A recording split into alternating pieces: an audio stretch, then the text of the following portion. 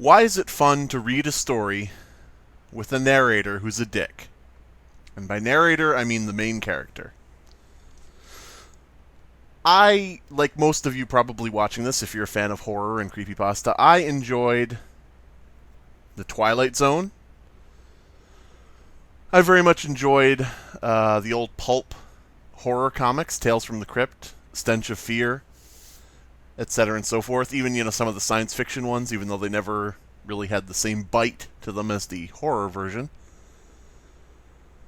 Most of these stories center on people, everyday people, whether they be, in the old horror comics, usually there'd be some kind of criminal scheme, there'd be like, yeah, we're gonna bump the old man off and take his fortune, do you think the old man will get wise to us? And, that old man ain't been wise for 50 years now, They're usually, your main characters are often flawed. They're the crooks who break into an old man's house and find out he's a Lovecraftian horror. They're the scheming bride-to-be that's after her husband's money, that finds out he has a dark secret and is actually a Wendigo or some shit. That's sort of the way it goes. With Twilight Zone, I mean, that's those are referring to, like, the old pulp comics, With the Twilight Zone, you had people who enjoyed reading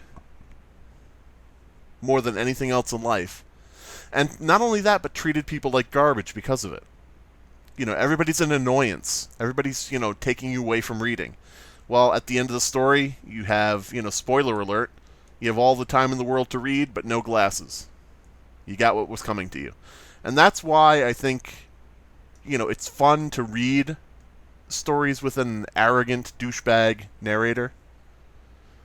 And why it's fun to write them, because there's something inherently enjoyable about someone getting their comeuppance, getting what they deserve.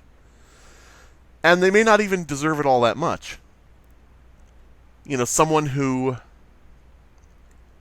treats their friend dismissively, who has some kind of mental instability or personality defect or whatever you want to call it, whatever the term would be for whatever specific theoretical imaginary, issue this person has. Somebody treats their friend who has that ability like, crap. Uses them toward their own gain, abandons them when it becomes, becomes inappropriate and something they can't handle. They don't even try, just abandon their friend, I'm talking about Lost Episodes, the story I wrote. Someone like that, coming back to find out that their callous behavior, their douchebag attitude, their haphazard way of dealing with things, and lack of ability to take things seriously, they come back to find that that's bitten them in the ass. And now forever, they will regret how they treated somebody, how they spoke of them. Somebody who's, a blogger that wants to become internet famous for exploring someplace and finding something nobody else has seen, and, putting that up and becoming known as the person who did this, like someone else they saw do it. And abandoned by Disney. He gets his comeuppance. He finds something that nobody else has seen, and he finds something that's going to bring a lot of people to his blog. Something he wishes he hadn't found. He would trade the notoriety in a second for going back to just being somebody nobody cared about. It's that thing of, trying to attain something, perhaps callously, perhaps for selfish motivations, perhaps unthinkingly, and coming out of it with more than you bargained for. And if you'll notice, because the reason I'm making this video is all the people, as usual, I have to make a video because of people being batshit crazy. And, saying, all your narrators in your stories, all your main characters are douchebags. You must be a douchebag. You don't know how to write anything but douchebags. Well, aside from the fact that you can take a look at multiple stories I've written out of the near, I guess, 200 now. Haven't tallied it up lately. The last time I checked, it was around 200, but that was a long time ago.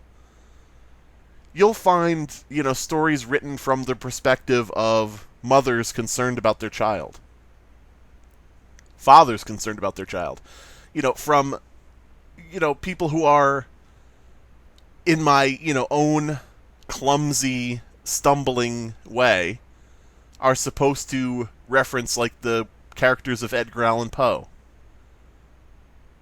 I'm not saying that they're as good. I'm saying that it's my attempt to, do that.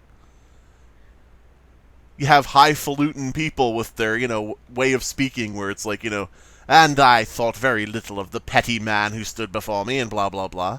And you get people who are like, dude, bro, I totally saw this hot chick, and I was like, oh my fucking god, I gotta get a piece of that. But then she had spider tentacles, and I don't know what spider tentacles are, but maybe they're like tentacles with a spider at each end. I don't know, like Medusa, some kind of weird, creepy shit.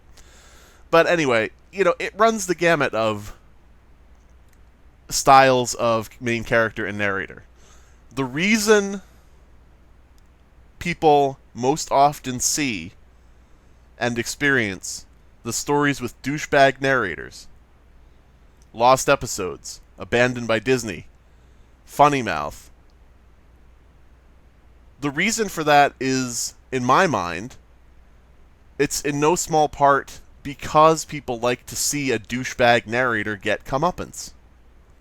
So the ones you see have douchebag narrators. The ones that come out most often. And, in funny mouth, you've got a guy who clearly takes life too seriously, who clearly gets enraged easily. Someone who has his website hacked and it's like the end of the fucking world to him because he's so tied up in his own bullshit. And maybe that's specifically why he's targeted by the funny mouth character. I'm not saying it is or isn't. Maybe that's the whole thing is, here comes this silly troll character who's fucking around with him and, just antagonizing him to no end with his silly bullshit. It's nice to see, in some regard, someone like that get their strings, get their strings plucked in a certain way that drives them up the fucking wall. Would lost episodes work as well? And, it's debatable as to whether it worked well or not. Of course, that's, people's opinion. Some people think it's great, some people think it's shit. There's a variety of people in between, whatever. But would it have, let's assume it worked well. Would it have worked as well if the main character had not been a sarcastic dillhole? Would it have worked as well if the person had just said, a while back I knew someone who used to cut tapes, and, he cut the endings, and he, made them scary. And then, I kind of drifted away from him. Then I went back later and I found out that he had done this crazy shit. Wow, what an enjoyable story. That's amazing. You have to put a little bit of flavor of a character in there. You have to put some kind of personality in it. You have to give it a little bite. Like I said, like the old EC comics, like the old pulp horror stories, like the Twilight Zone. Your main character needs a bit of an edge, or it's not going to be fucking interesting. It's going to be just, sitting down and reading what a writer has clearly thought to write out on paper without any, attention to the fact that it's not the writer telling the story, it's a character who's the narrator. I don't know, I'm rambling as per usual, but I just wanted to get that out there, get that thought sort of down on the YouTubes, that douchebag narrators are not a bad thing. Sexist, racist, homophobic, supremacist, anything you can think of narrators in stories, main characters, are not a bad thing. Because at the end, if you get to see some comeuppance come to them for whatever failing they have, doesn't that make it all the more enjoyable to read? Doesn't it make it all the more realistic to have a character that doesn't share your point of view? Because guess what? Nine out of 10 people you meet during the day are going to differ wildly with every opinion you hold. Maybe 10 out of 10 on a bad day. I don't know. It's just crazy. And, this is the whole thing. I feel like there's sort of now that Creepypasta has become massively popular and, widely known, at least, it's not widely known enough to be like a household word, but it's widely known enough to have movies, television series, enough people know about it that it's starting to get an influx of people coming into the forum of Creepypasta. Now that it's getting popular, we're seeing that creep in of people who, whether it be, hipster type mentality or whatever type of mentality you want to have, where, people are like, oh, I enjoy this Creepypasta, but I don't enjoy this one. And the reason I don't enjoy this one is because of its overall lack of thought about how people are going to feel when they read it. I don't want to read about some douchebag narrator. I want to read a nice story with a nice person narrating. With all due respect, fuck you. It's not about you. It's about making a story that makes the author happy, and hopefully readers enjoy it. If you don't like the narrator, if you don't like the main character, that's just tough. Move on to the next story. It ain't for you. Okay, goodbye, everybody.